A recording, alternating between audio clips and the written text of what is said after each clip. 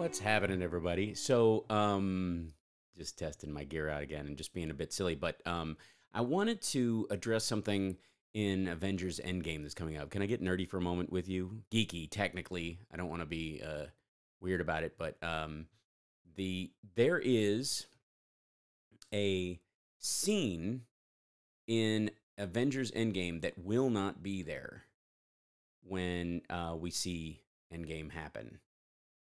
In the near, when it comes out next month, month after next, is it like I'm lost track of time? Is it May or April when it comes out? I'm drunk. Anyways, that's a joke. I don't drink. It's whatever. Anyways, point being, there is a element. There's a scene that's in the comic books version of Infinity Wars, and deals with how Tony Stark solves the problem that is, fighting Thanos as a human. And it has one of my, it is, I have a lot of, I'm a huge Iron Man fan, and I love just kind of the basic concept of this guy who dedicates himself to science and learning and all that kind of stuff. It's been pretty fascinating. And over the course of the MCU, though, I've become a huge Captain America fan, which was a big surprise to me, actually. And so it's, I've been vacillating back and forth between, Team Cap and Team Iron Man in that regard, around the Civil War split, which wasn't really crucial to me. I enjoyed the storyline, but I also thought that, that element of creating Civil Wars in the first place was more of a fact of, okay, we've got more stars playing heroes than we can get stars playing villains. And we're having a hard time beating villains that are as good as Loki as far as what's interesting to people. And so what are we going to do? So for me, I think, a lot of what they ended up doing was, the output's weird, frames 50, okay. They ended up just having them fight each other because at least you were guaranteed you had stars on screen. You get to see everybody. And infighting is always, a great opening possibility for the story, right? So, in doing these, let's see this. Yeah. So there's a scene that occurs in a comic book. I think the title. I think the title of it is the comic itself was Fear Itself. And basically it's the story of him using his he wants access to Odin's workshop, to basically Eitri's kiln, essentially. And to do that, you have to be willing to sacrifice something dear to you. And the original version of Tony Stark, of course, in the beginning is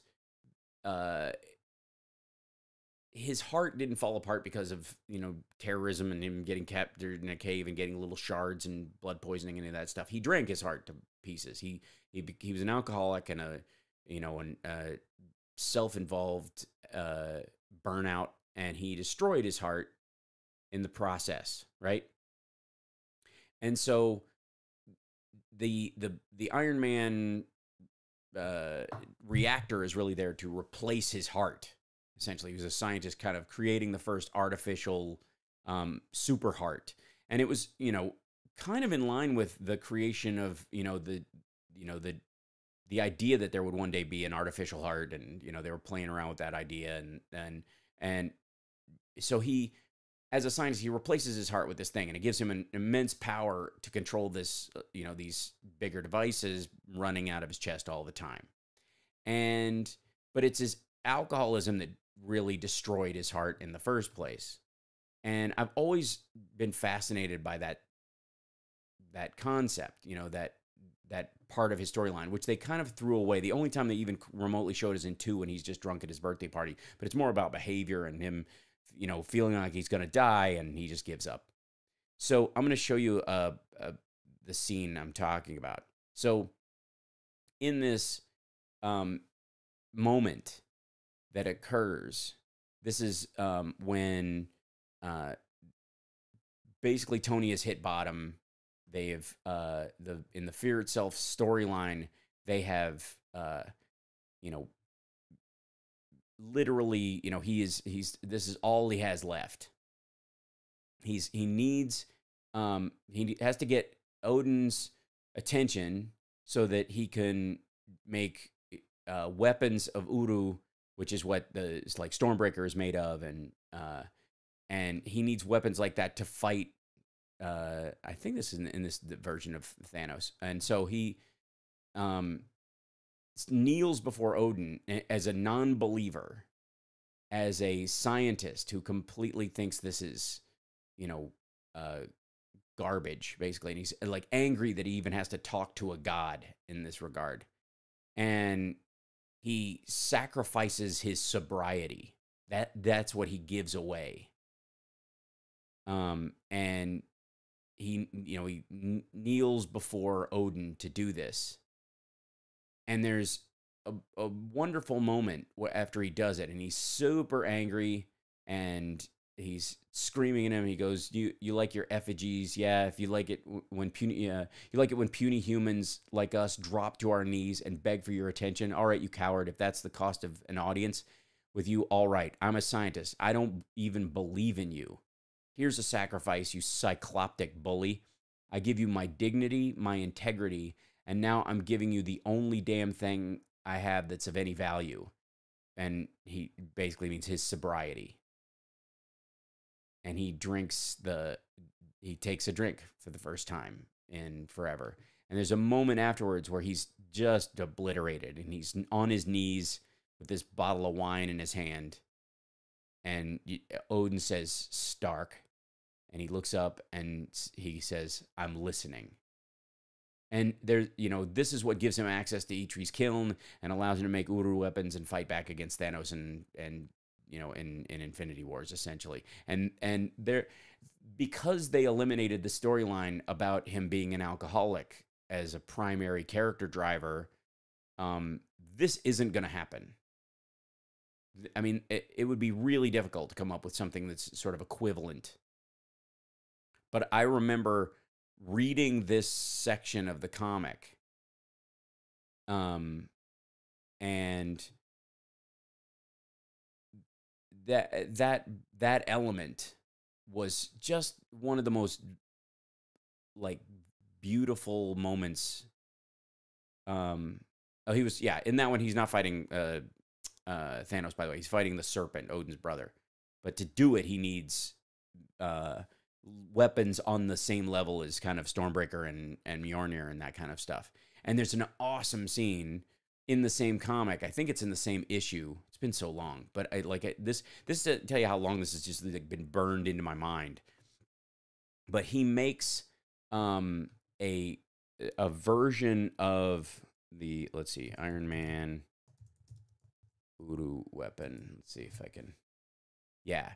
So he makes what's called the Destroyer armor, or the Uru armor, and it comes from his Bleeding Edge armor, and there's a really cool scene. I'm gonna see if I can find the image of it, but he forges weapons for everybody else. And then there's a moment where they go, what weapon are you going to use? And he just falls into the kiln in his Iron Man armor, and it just kind of encases the armor in, it kind of gold plates the armor with Uru. And I've always thought that was one of the most beautiful. Yeah, hey JG, what's happening? Oh, Steven will be sad to miss this. Well, hi Ginger. Yeah, this is one of the sort of classic moments of, let's see, hold on, we'll go live. I'm testing my software, so look at that, Ginger. Here's your quote right there. Hello. That there is Hal is live? Oh, yes, he is. This is true.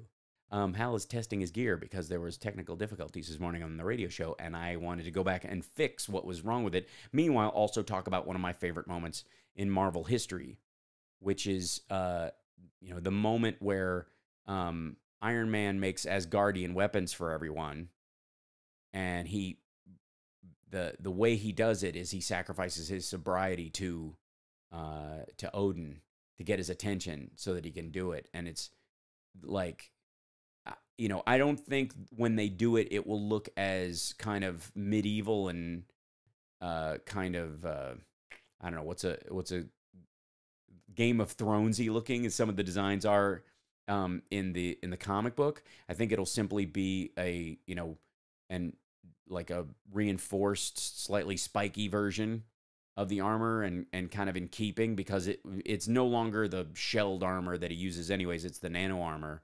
So the nano armor will take whatever form he wants it to take in that regard, but it will be basically plated in the same metal that Mjolnir and Stormbreaker are made out of. But this moment where he says, I want to see if I can try that. There's a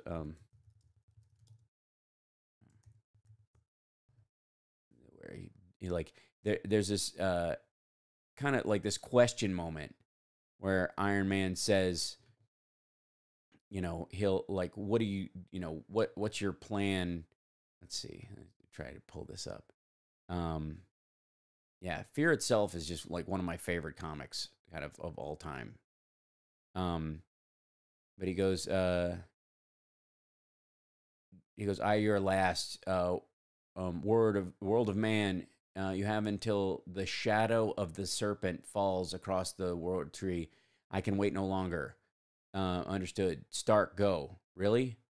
Oh God. And he dives into they throw the weapons in or whatever. He dives into the kiln, essentially, and he ends up becoming coated in this, magical metal that's, sort of his own.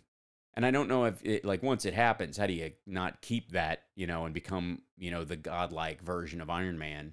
And what is that armor now? But like does it come to him no matter what?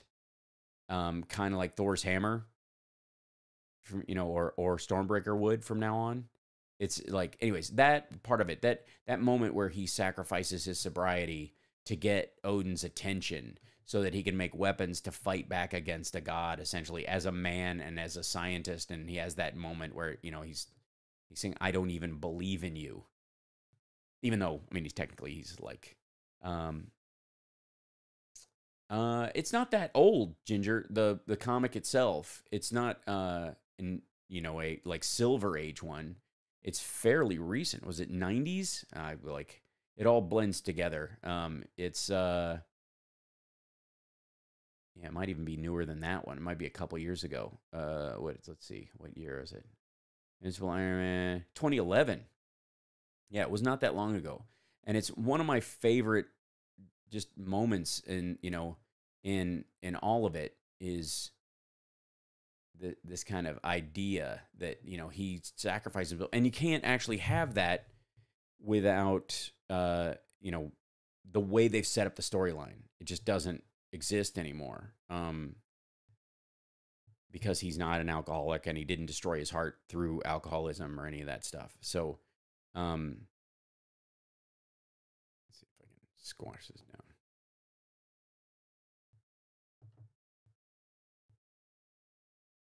I don't know why that's coming up. My books, let's see, search. I'm gonna try to find, like, see if I can bring it up in here, because I've only can find a couple of the images in there. Yeah, Fear itself, the Invincible Iron Man. Yeah, so it's a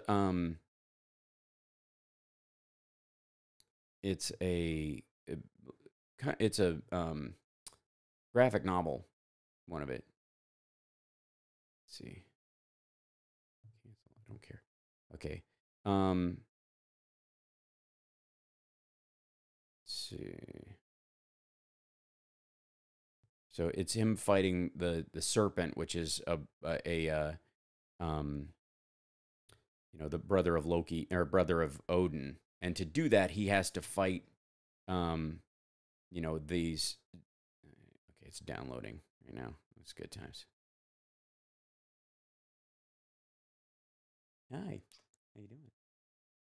Testing stuff and talking about Iron Man. Yep. That's the armor, the Uru armor that's made out of the same metal that Stormbreaker's made out of. And I was just showing Ginger's in the chat room. There's only a couple people in here. I'm just like, there's 6 people in the chat room. Oh wow, holy smokes! Summer's choreographing, so she's yeah. So she's. It looks like she's setting up a hockey team roster or doing a like your whatever fantasy football team. Let's see if I can find the pages of it. It's really like the whole thing goes. He sacrifices his cat kitties. Yeah. Hello. Meow. Yeah. So he's, well, it's one of the things like that's kind of in the Infinity War world that since he's fighting the serpent and the serpent can't, he's just too, he's a god basically. So, oh, Ginger's waving at you. He says hi. Yeah, that's Steven's expertise, not mine. Yeah. So, yeah, there's I'll just see if I can.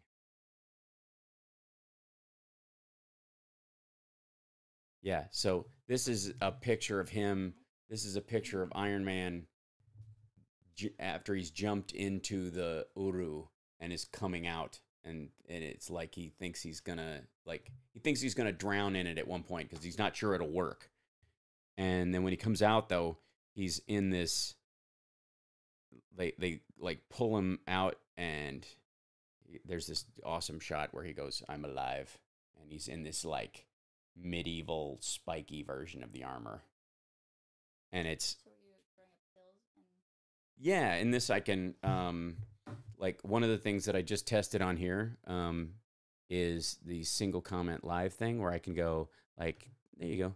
Look, Ginger can say big hugs and waving to summer. Yeah, so individuals, anybody who like, it's like a good way to do like super chats when people do super chats and I want them to, I want to show everybody, and say thanks. I can, point those out now. So that's really helpful, but it takes some tweaking, and it's still a little pixely for me. This is a little low res, and I don't quite know. Like the res is coming up a little bit, which is good. I think it's because you came in with the cats. Probably clearly that's magic. And the output's higher than the adjusted data rate, which I don't understand. And the software encoder is different. Like it's dropping frames a little bit, but the stream is normal and good. It's super weird. Like I think it's just YouTube pulling it in because it's, I don't know. Oh yeah, all the cats. It's a stampede of cats now. Hi, cats. Where is she? Oh, hi, Chud. Hi. Hello. You're not supposed to look at you. She gets very gun shy.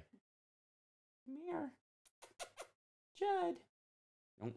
The door isn't gonna pet you. I don't know what to do. Oh my gosh. There's Maddie.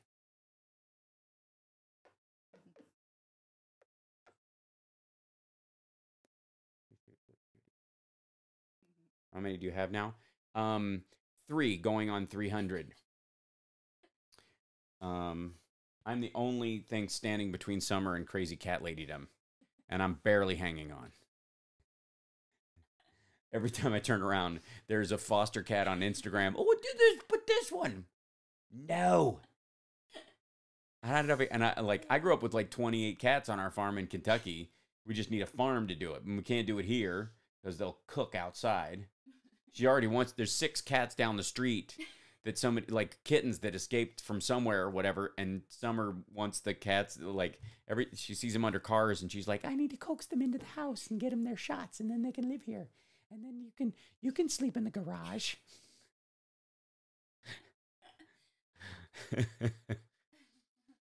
So, anyway, so this is my right. Oh, hey, Zelda chick, what's happening? Just got done watching QAF. That's so funny. What are the odds? We have 3 officially. There are 2 neighborhood cats who think they live with us. Yeah, we're getting to that point too. So yeah, there's a bunch of that going around. Yeah, if you have, I think 3 cats are the tipping point. If you get 4, you're like, we're in big trouble.